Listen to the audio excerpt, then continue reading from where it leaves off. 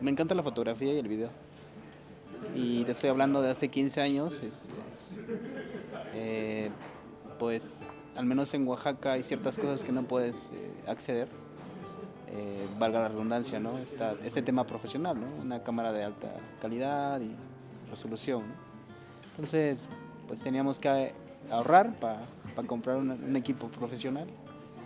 Y mi primer trabajo fue pues un restaurante, ¿no? Llegué a pedir este trabajo de lavatrastes. Y así fue como empecé. Uno de mis hermanos me preguntaba, ¿y si tuvieras dinero, qué harías? Yo dije, pues poner un restaurante, ¿no? Y así surge la idea de poner un restaurante. ¿Cómo se iba a llamar el restaurante?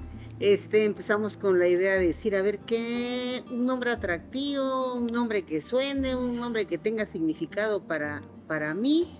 Pues pensamos que sandunga es una palabra muy significativa para nosotras, la gente del Istmo, ¿no? Porque aunque no es un vocablo de origen, es un vocablo de origen español, pues ha llegado al Istmo esta palabra y la hemos adoptado y hoy creo que la hemos convertido en nuestra, ¿no? Entonces, ¿y sandunga por qué? Porque sandunga se refiere a fiesta, a baile, alegría, a, y creo que eso es la cocina, ¿no? Entonces era una forma de mostrar esa parte, ese lado creativo, creador que habita a todos los seres humanos, ¿no? Alfonsina es el nombre materno de mi abuelo materno. Pues esta era nuestra casa. Aquí llegamos a radicar hace 30 años. Sí, o sea, Alfonsina lo ves ahora y bueno, ya hasta tenemos la calle pavimentada, ¿no?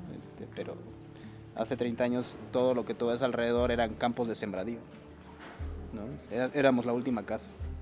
Y alrededor tú veías terrenos de jote, frijol, maíz. Y bueno, ahora ya lo que hicimos fue adaptarlo a lo que es una casa, ¿no? En realidad en Oaxaca, ¿no? Con ladrillos, adobe, un jardín y abrir las puertas pues para toda la gente. Y así fue como decidimos la propuesta. Yo dije, voy a hacer la cocina que yo conozco, la cocina que yo heredé, la cocina que yo aprendí, la cocina que mi mamá hacía cuando yo era chica. Y así fue como dijimos, sandunga, luego la mariposa, tiene que ser la comida del Istmo. Y entonces cuando abrí el primer local, vendía yo garnachas, molotes de plátanos, tamalitos de elote, tamalitos de cambray, y eran 5 o 6 platos con los cuales inicié. Pero el rumor empezó a correr de boca en boca de que algo pasaba en esa cocina de Sandunga. Y empezamos a recibir comensales que llegaban con algunas guías, y empezamos a ver que la propuesta les gustaba. Y empecé a agrandar la carta, a aumentar otros platillos y empezamos a vender mezcal, ¿no? Graciela de Real Minero nos hizo recordar que fuimos el primer restaurante que le recibió su mezcal. Ella también salía a vender mezcal y andaba buscando opciones, ¿no? Entonces dijimos, a ver, queremos vender solamente destilados, de agave, ¿no? Pues mira, es que yo creo que a nosotros aquí en Oaxaca nos tocó el mezcal. Te lo digo porque seguramente en lo poco que yo he viajado me queda claro que la tradición es como lo que marca, ¿no? El lugar de donde eres.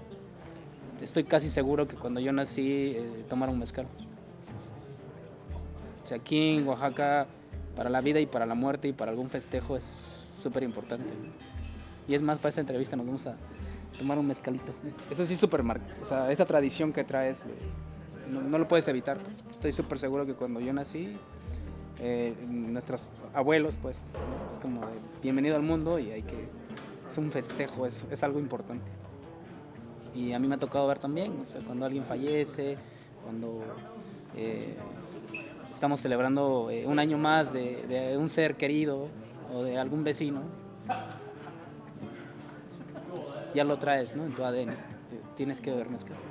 Evolucionar en realidad en la comida ha sido la misma, o sea, siempre lo tenemos claro desde que abrimos.